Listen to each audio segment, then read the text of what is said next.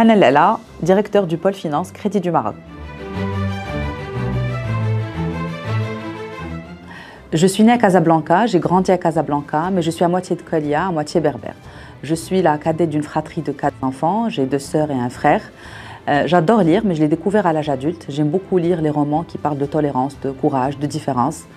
Et aujourd'hui, je suis en charge du pôle finance de Crédit du Maroc, une fonction très importante dans le sens où elle permet d'éclairer le management et les équipes sur l'apport de leurs activités sur notre trajectoire financière. Sans finance, on avance à l'aveugle.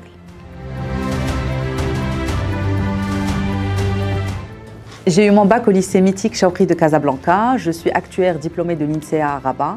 J'ai commencé ma carrière dans l'audit, le conseil et l'assurance. Crédit du Maroc est mon 3e job. J'y ai occupé plusieurs postes en commençant par les risques, la comptabilité, le contrôle de gestion, l'assurance, les placements, les back-office. Et aujourd'hui, je suis de retour à finance. Et je suis très heureuse de la trajectoire que j'ai pu construire à Crédit du Maroc, surtout avec les belles personnes que j'ai eu la chance de côtoyer.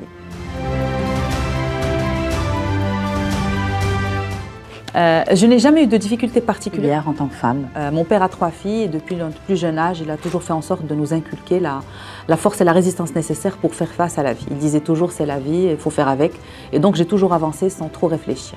Après, au fur et à mesure qu'on avance dans l'âge, on développe des capacités d'analyse et d'observation un peu plus profondes qui nous permettent d'apprécier les situations différemment, notamment quand on évolue dans le monde de l'entreprise où le nombre de femmes autour de la table se réduit au fur et à mesure qu'on gravit les échelons.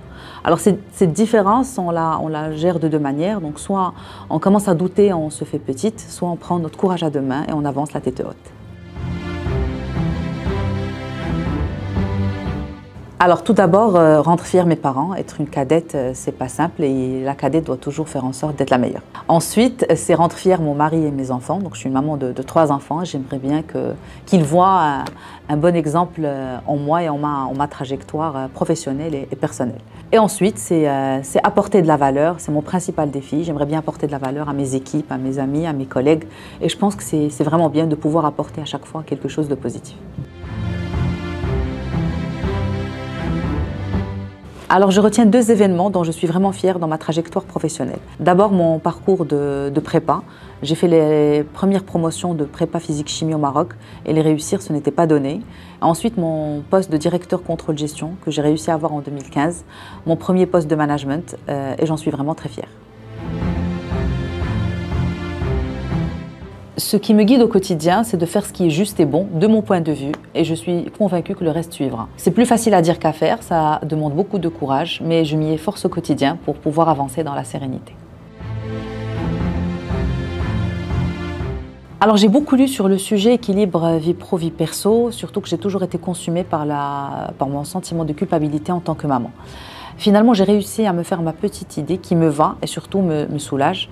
En fait, l'équilibre vie perso, vie pro n'existe pas. On est en mode balance, une balance qu'on adapte au quotidien en fonction des situations et des événements de la vie, mais qui tiendra forcément compte de vos souhaits et désirs à des moments précis de votre trajectoire. Le sentiment de culpabilité est normal, donc tout va bien, alhamdoulilah.